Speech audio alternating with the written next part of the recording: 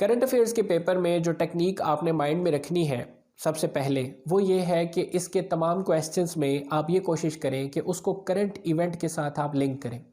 जैसे मैं शुरू से आपसे ये कहता आया कि न्यूज़ वगैरह के साथ आपको रिलेटेड होना चाहिए, आपको रोज़ाना की चीज़ें पता होनी चाहिए। करंट अफेयर्स का कोई भी सवाल पूछा जाए तो उसकी जो शुरुआत है उसका आगाज़ ही आपने रिसेंट इवेंट से करना है, उससे बड़ा ही अच्छा इम्पैक्ट पड़ जाता है। इंट्रोडक्शन में ही आप वो इवेंट लेते हैं, उसके बारे में लिखते हैं और फिर उसको आप क्वेश्चन से लिंक करके लिखते हैं, तो ये बहुत बेहतर है। शुरू में आपके सामने ऑब्जेक्टिव का पेपर आता है जिसके लिए 20 या 30 मिनट्स आपके पास होते हैं। आमतौर पे 20 मिनट्स के अंदर ऑब्जेक्टिव के बारे में फ़ैसला हो जाता है कि उसमें हमें क्या आता है और क्या नहीं आता। कोशिश करें कि पहले 20 मिनट्स में आप जो ऑब्जेक्टिव है उसको कंप्लीट कर लें, जितना आता है बस ठीक है उतना लिख लें। उसके बाद जो अगले 20 मिनट्स हैं आपके, यानी एग्जाम्पल हम ले लेते हैं 9 बजे की। वैसे पेपर आपका 9 से 12 और 2 से 5 होगा, लेकिन अगर 2 से 5 वाले टेन्योर में आ रहा है तो फिर आप इसी 9 को 2 कंसिडर कर लें। तो हम मिसाल ले लेते हैं 9 बजे आपको पेपर मिल गया ऑब्जेक्टिव का। 20 मिनट्स में यानी 9:20 तक आपने ऑब्जेक्टिव को टाइम देना है। उसके बाद ऑब्जेक्टिव का पेपर साइड में रख लें आप, तो वो जो इन्विजिलेटर्स होते हैं वो आके पेपर खुद वहाँ से कलेक्ट कर लेते हैं। इसके बाद 9:20 पर आपने ये करना होगा कि जो 4 क्वेश्चन आपने सेलेक्ट किए हैं उन चारों के चारों की आउटलाइंस पेपर की रफ साइड पे आपने पहले बना लेनी है। उसी तरीके से यानी शीट की बैक साइड पे जाके रफ की हेडिंग दे दीजिएगा, 2 पेजेस आप रफ के लिए रख लें और उसमें जो चारों सवाल आपने करने हैं उनकी आउटलाइंस पहले बना लें।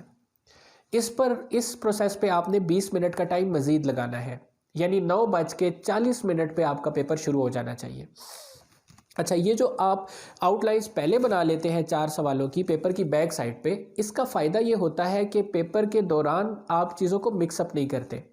आमतौर पे ये होता है कि जब हम पहला सवाल लिखना शुरू करते हैं तो क्योंकि वो हमें सबसे अच्छा आता होता है, वही पहला होता है, तो हम उसमें काफ़ी ज़्यादा मगन हो जाते हैं, जिसकी वजह से दूसरे सवाल पे उसका इम्पैक्ट आता है, तीसरे पे आता है, चौथे पे आता है। एक सवाल का इम्पैक्ट जो है वो दूसरे सवाल में नहीं आना चाहिए। इसका जो बेहतरीन तरीका है वो ये है कि आप शुरू में ही आउटलाइंस बना लें। तो चारों सवालों की आउटलाइंस आपने बना के रख ली।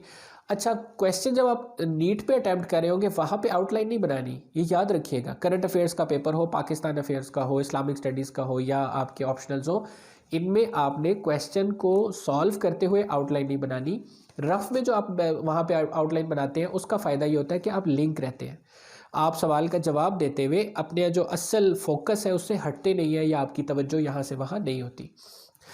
इन तमाम पेपर में जो चीज़ आपने मद्देनज़र रखनी है वो ये है कि आपके पास एक सवाल को सॉल्व करने के लिए 30 to 35 मिनट्स होते हैं, इससे ज़्यादा टाइम नहीं होता।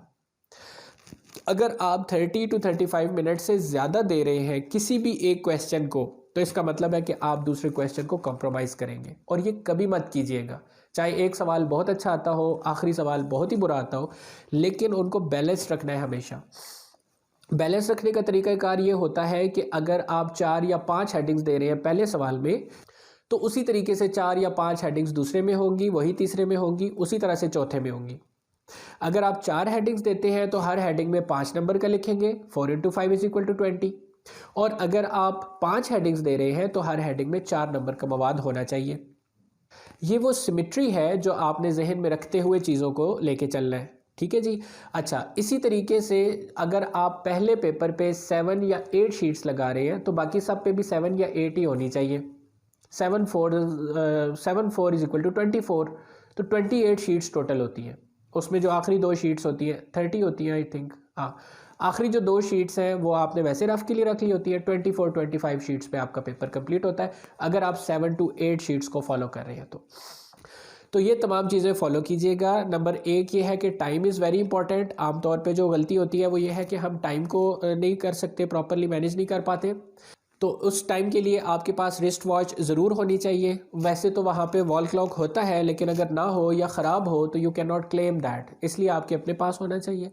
और टाइम को मैनेज करेंगे और क्वेश्चंस की जो लेंथ है उसको मैनेज कीजिएगा। These things are very important specially in the compulsory papers. अल्लाह ताला आपको कामयाबी दे। अल्लाह हाफिज़।